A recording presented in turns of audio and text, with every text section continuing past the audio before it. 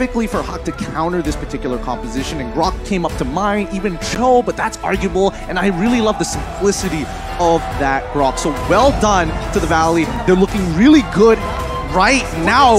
Whoa, the change of pace! Both teams, they're sticking to what they know best, right? With the Hilda being picked up, denying that as well away from the Valley. This is interesting, right? So who is going to be able to pressure that lane in that jungle, realizing that the Valley still has one more pick up, and it should be the gold lane. It sounds like the Iritel. So they're trying to counter the Wan in that lane, and they also have the Lolita to counter the Wan as well. Very clear that the side of the Valley, they want to go front to back, right? I mean, that Grok, it doesn't have to build tank. Remember, we saw a lot of high-end Dry's Grok, so with Lolita and as well as Akai, who will definitely build tank, my guess is that Grok will build high damage. I don't know. This game is stressing me out, man. I feel my voice just lock up in my throat.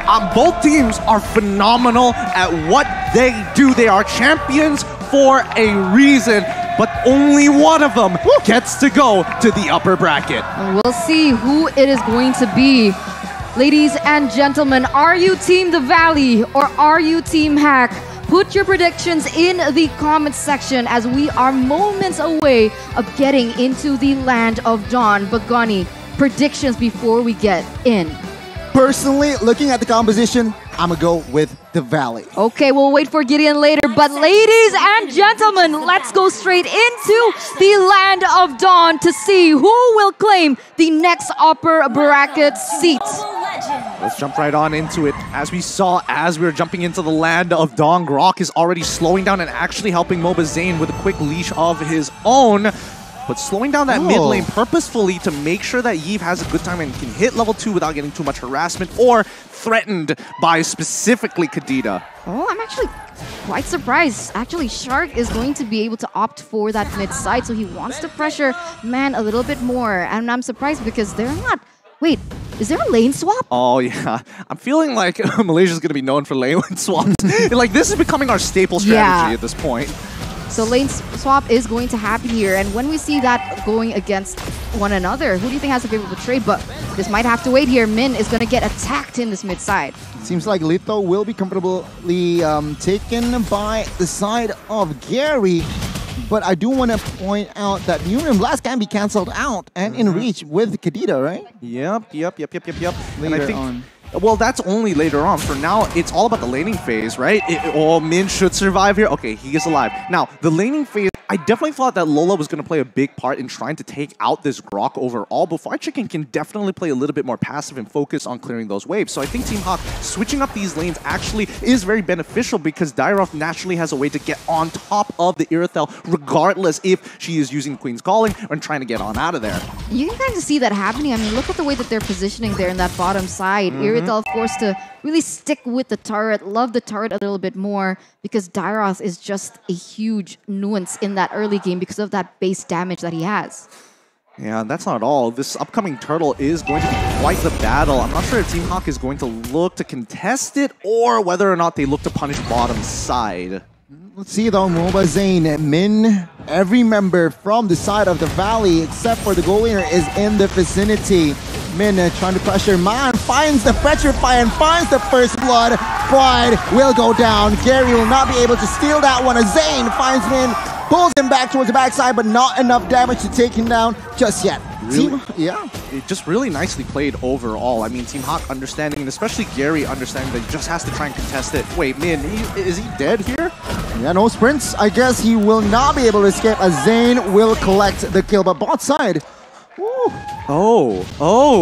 Okay, so he dies on purpose to try and delay it. We already see that Basic is taking a bad trade, forced to push back, and therefore they're sending Hoon as well as Super Strike to actually compensate for the wave pushing down bot. Therefore, I'm guessing Team Hawk is most likely going to just focus on that farm, look to get the Little Wander, and then start pressing their advantages down on top side, but they notice there's no farm there. They can't do anything. The Valley is not one step ahead. Well, taking a look at the emblems here, again, it's just standard. And the way I see things, even though that the turtle went towards the hands of the Valley, not much of a advantage that they got. look, it's a slow start, but it's going to snowball out of control. We've seen this many times with many different teams. It's going to go back and forth. It really comes down to a decisive fight. And I don't think the Valley is going to take it this early on until they get those first items. So right now, Min is being a huge nuisance to Mobazane there. I don't know how effective he is right now because he's not far behind Gary, but in the bottom side. The dire potential jumps in. 1, 2, 3. Bye-bye, basic. Gary will pick up the kill, and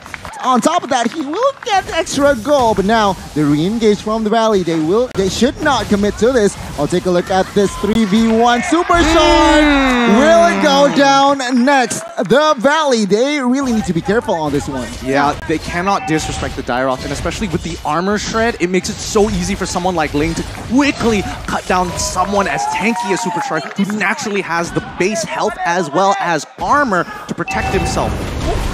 Top side, everything. White Chicken, 1 HP. He gets almost taken down, but now Turtle Fight Gary gets low. He will be forced out of that vicinity. We'll see, can he make the steal? Zane, Shark is already on that turtle. 2,000, but he will not make it, as Zane will find the second turtle. They're doing well. So far, the Valley continuing to control the tempo for now. And yes, bottom side is on the loss. However, I did see Lola. He first item blade a Heptases. What a mad lad. He really wants to kill Basic here. So now the Valley is trying to unlock him from that bottom side. Maybe find some gold elsewhere on the map. No, still sticking to bottom side. Seems like Panda is farming relatively well. Lola sends a danger shark with the stun. Dune as well. Here combination comes in. Real revelation, but take a look at the damage shark. Low HP, he will not fall, and it will be Lola. 3-on-1 is a little just too much, and Lola suffers a death outside. But remember here, Team Hack does have an advantage in those side lanes, so they are going to have a little bit more map pressure than the Valley for the moment. And you can already see the health in that tower in the top side, where Team Hack, they're looking to get another one. But look at the delay coming in from White Chicken. He's trying to do his best to delay it. Unfortunately, it isn't going to be enough.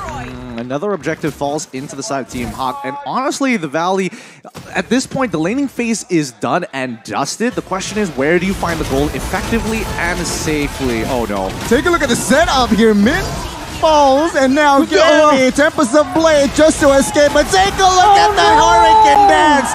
Finds the Ling, and there you go. Bang, bang, bang. The Valley responds in minute number 6. A 2-for-0 trade in favor of the Valley. And who in their right mind would be able to pin the Ling there? It was beautiful, but look at this. Super Shark. Crossbow of Tang finds Super Shark, and now the Valley, they slow down the tempo.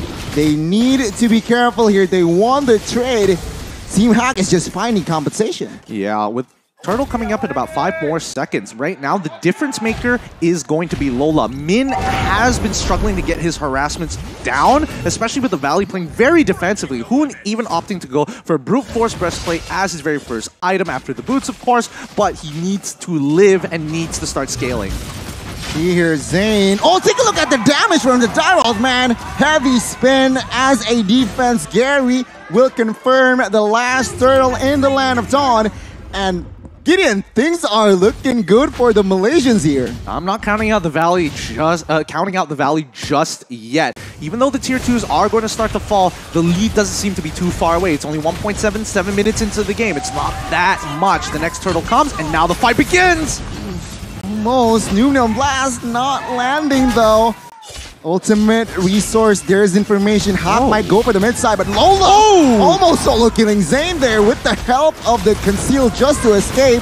Now mid side real manipulation just to pass clear. White Chicken misses the wild charge, and there you go, Team Hack with the disengage. Yeah, it seems like Gary was able to get that blue buff away from Zane though, so it is a little advantage for themselves. They were leading 1,000, now already with a 2,000 gold lead as they continue to press, continue to set their own tempo, denying anything away from Team Valley. And once again, Gary being the ever-aggressive jungler.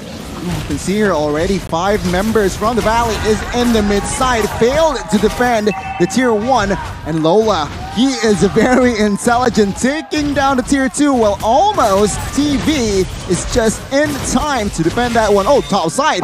Link Gary finds the red buff, and White Chicken cannot be able to find the kill. Oh boy, this is well, well, at least for Team Hawk, they understand their composition has a lot of mobility, so the split push is going well, but we see this problem time and time again. At the end of the day, if this match goes up to 20 minutes, the Valley will eventually start to scale so much harder in comparison to Team Hawk. So right now, Team Hawk is on a timer, and they have to conclude this game as fast as possible. Right now, we can see that Fried Chicken trying to clear that upper side, but in that 1v1 against Gary, he nearly took him down, so that's how much damage you can expect from a Grok with that particular emblem as well. And it's interesting, right? Because when we see the Ling, we can either see the jungle emblem or this assassin emblem, the killing spree, and the way that Gary has been using it, it really exemplifies how he wants to play in this game. But oh my god, Min! Still able to escape though. A lot of resources were put out, and he still survived. But take a look, Lola already jumps in towards Zane just to zone in up. 10,000 in the HP Lord. Zane with the conceal will not be able on time, but Newham last catches too, and now the fight begins. One by one, bodies falling, basics down, and now Team Hawk, they want war. They want Hoon here, who is covered by Shark, but crossbow of Tang by Panda. One by one, bye-bye. Panda finds the double. Oh my goodness, I was stressing out there.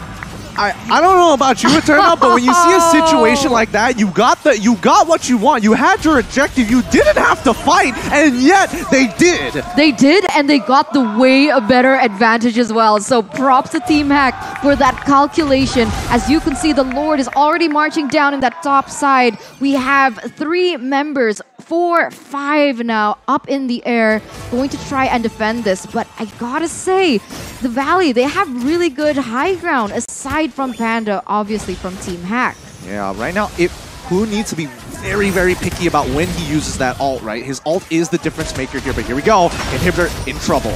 Base turret with the defense. Real information popped. Heavy spin connecting on towards 2. No fall-off damage just yet. Basic. He wants to jump in. He needs to be careful as all of the minions is entering the base. But TV, well done. They managed to defend all 3 base turrets. Beautiful defense. Beautiful defense. Mobazane looking to push as many people away as possible. Fried Chicken even dropping down the Guardian's Baron to ensure no engages are going to happen. And Hoon quickly dropping the real world manipulation to help clear that way and pose as a threat. Oh, man. Quarter HP immediately gets out of there as TV still trying to find the right engage as Team Hack established a 5,000 gold lead. Equipment's what's going on there. Looking at the items so far, Fried Chicken looks like he's going to be building a Blade of Despair really, really soon, but you can tell who has the advantage. And now, are they going to find it? Is the Valley actually going to get the catch? No, they back off. And that's a good choice because right now Ling is in prime position with 3 items already under his belt. Man, Basic is going to have a really rough time without some support. Man. And they spawn man here. Oh, the second wall charge jumps in and the follow-up damage is just perfect. He falls as the Valley finds some slight compensation. Oh, take a look at 1-1 Panda. Trying to find the crossbow of Tang. Not yet, though. Playing this rather patiently as they realize that 30 seconds, the next Lord will spawn. This is going to be really important for them. Team Hawk, 6.3k so far, but if TV is able to hold on, they have a chance to make the ultimate comeback here. But Team Hawk, this is on a knife's edge, man. I don't know. This could really go both ways. I think that here's my theory, right? I think if the Valley, and especially for Super Shark, when he does have his flicker, he's looking to hit 1 or 2 people. He's looking specifically for Lola or maybe even Panda. Panda is a little harder because he can get immune to CC for a little bit, or at the very least cleanse it. But with the help of Hoon, and I'm pretty sure he's very close to getting his next item. As soon as he gets that Ice Queen's wand, things are going to start changing. Thing is, the Valley need to be very careful. With the way that they're rotating as 5, and that gives opportunity for Gary to try and pull another Echo. But look at this, Min is going to get caught out here. They need to be careful here as the Lord will not be committed. But now Heavy Spin as a defense. Is this the right move? Mobazane gets taken down as the crossbow of Tang is just too huge. Finding the double. Can he get the triple? But oh my goodness, 4 bodies from the Valley is in the Land of Dawn. White Chicken, the only one left to defend this base as Team Hack. They're looking to push that top and that mid side. Will it be enough here, Gani? We'll see. We'll see. Base turret top side will fall here. White Chicken, the sole man, while charged as a Hail Mary. And there you go. Team Hack will find the dub against the NA rep, the Valley. The next upper bracket slot is going to fall to the Malaysian representatives. Congratulations, Team Hack. And wow, what a game by them. A beautiful